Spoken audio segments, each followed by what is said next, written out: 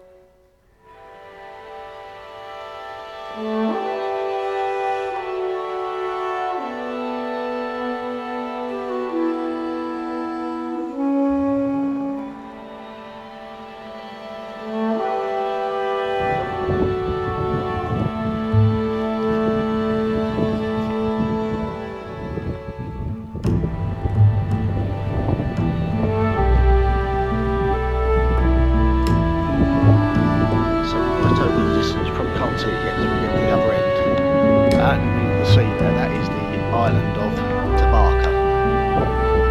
So, which you can get the ferry to from Santa Pola. It will take you out there for a day trip on Santa Pola. Essentially, go back into some of the old back catalogue. You'll find a trip or two to Santa Pola on there.